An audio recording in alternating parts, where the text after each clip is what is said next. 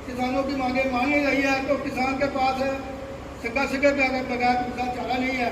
किसान जो है वो दिल्ली और उसके आसपास के इलाकों में पिछले 101 दिन हो गया वहाँ पर बैठे हुए किसानों को।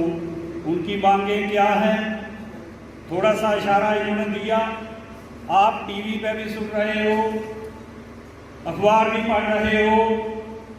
उनकी मांग कोई इतनी बड़ी नहीं है कि जो ना मानी जा सके। उनकी मांगे यही हैं कि ये जो काला कानून, ये 3 बिल जो आपने लाए हैं, वो बिल क्या है। एक तो इन्होंने ये किया है कि जितना मर्जी कोई खरीद के वो जमा कर ले, जखीरा अंदोजी कर ले, अपनी मर्जी से उसको बेचे, अपने भाव से बेचे, जहाँ मर्जी बेचे। एक वो है। किसान कहते हैं कि ये हमें मंजूर नहीं है। एक ही व्यापारी आएगा, एक ही कारपोरेट वाला आएगा, वो सारे का सारा डंप कर लेगा। और जब हमारी फसल खेतों से तैयार होगी उस वक्त वो क्या करेगा, रेट डाउन कर देगा।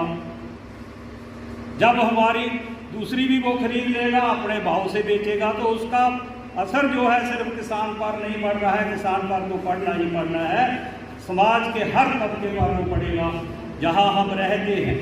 समाज में हमारी सिर्फ किसानों से नहीं, ये जो मजदूर हैं, ये जो दूसरा छोटा दुकानदार है, रेडी फड़ी वाला है, सब हमारे ही रिश्तेदार, हमारे ही बच्चे हैं। ये हम एक ही परिवार से आते हैं। ये हमारे दूसरा के गाँव बिकेंगे जाएंगे वहाँ। देखिए, जहाँ तक आज इस कॉन्फ्रेंस का ताल्लुक है, कठुआ शहर में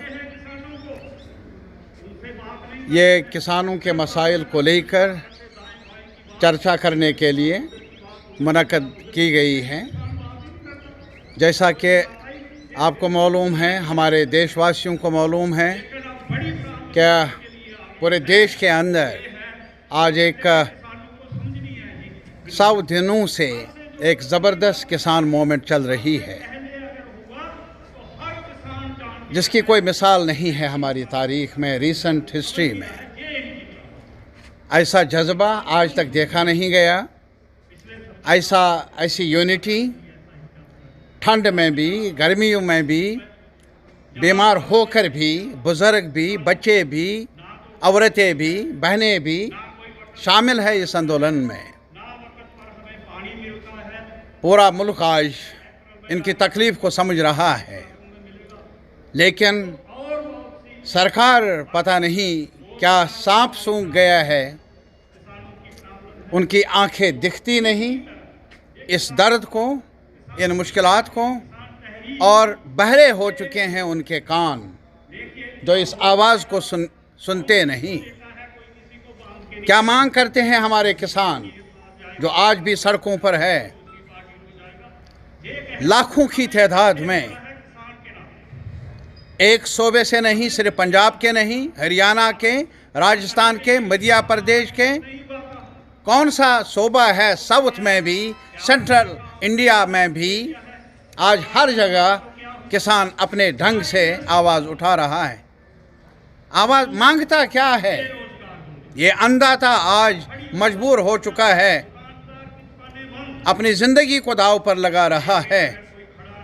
और मांग क्या रहा है? मांग रहा है कि हमें भी अपनी कमाई का मुआवजा चाहिए, और कुछ नहीं मांगता। तो आज भी ये मांगता है कि कीमतों ने हमारी हर शहरी की कमर तोड़ के रख दी है। वो चाहता है कि मेरी फसल के ऐसे दाम मिले ताकि मैं खेती कर सकूं, ताकि मैं अपने बाल बच्चों को पाल सकूं।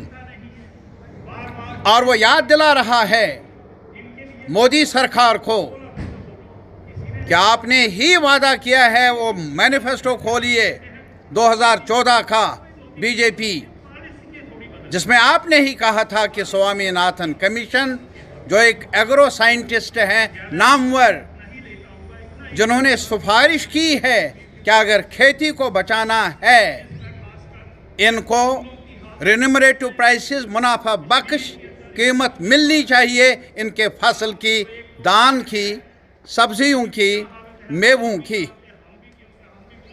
लेकिन बाद में 1 साल के बाद ही वो मुकर गए ये सरकार, और कहा हमने कहा नहीं।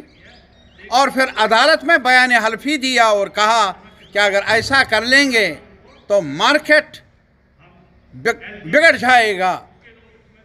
मार्केट की फिक्र है लेकिन किसान के जीवन की फिक्र नहीं है। जो वादा किया था किसान के साथ वोट बटोरने के लिए, उस वादे को याद नहीं रखा इस सरकार ने। हम सिर्फ ये किसान आज कह रहे हैं, कहाँ गई आपकी देशभक्ति? देश तो हम किसान हैं, देश तो इस देश की जनता है।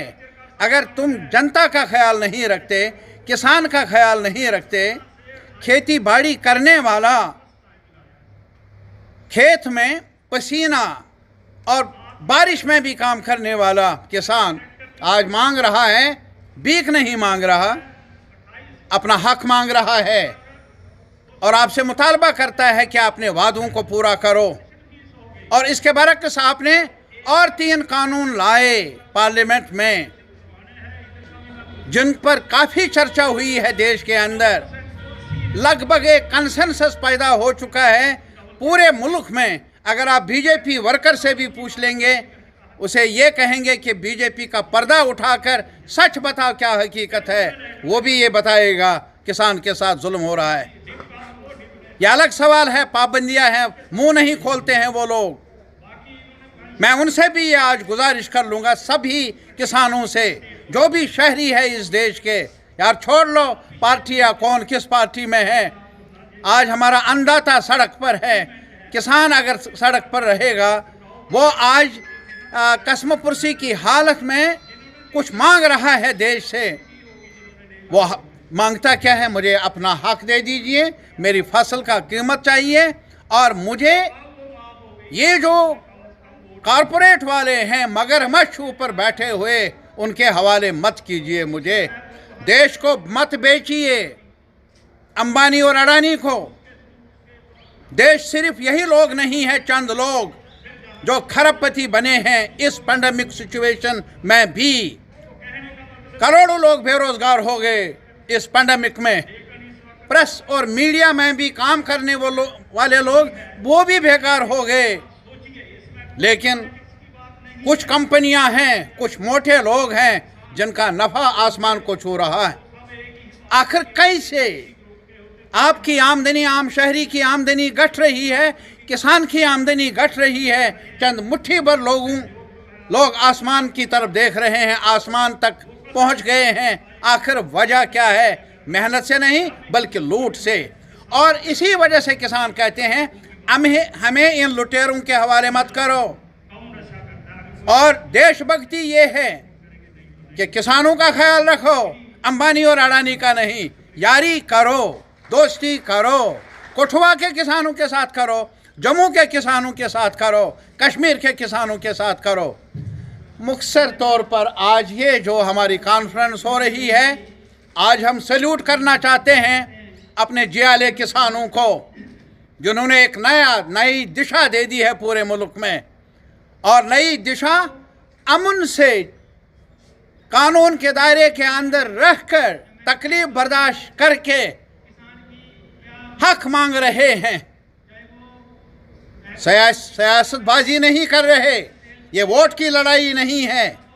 और ये जो इल्ज़ाम इन्हीं को लगाया, और कौन जानता है यार, ये भगत सिंह, राजगुरु, सुखदेव, तो इनके परिवारों से ही उन्होंने जन्म लिया है। आज उनको आप कहते हैं कि देशभक्ति नहीं है, शर्म करो।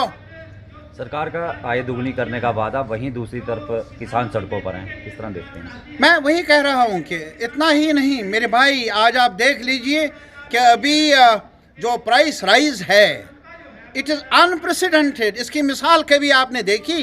मैं हैरान हूँ कि जनता जागेगी तो क्या होगा और जनता पर क्या गुजरती है, कैसे वो आज सांसें लेंगे आने वाले वक्त में अगर ऐसा ही हाल रहा। आज हम मोदी साहब से यही कहना चाहेंगे, अवामी अदालत बड़ी अदालत है, फिर आपको हाजिरी देनी होगी इसी जनता की अदालत में। और हम उस वक्त कहेंगे, चेहरा लेकर, कौन सा चेहरा लेकर जाएंगे किसान दूसरी तरफ खड़ा होगा जवाब मांगने के लिए।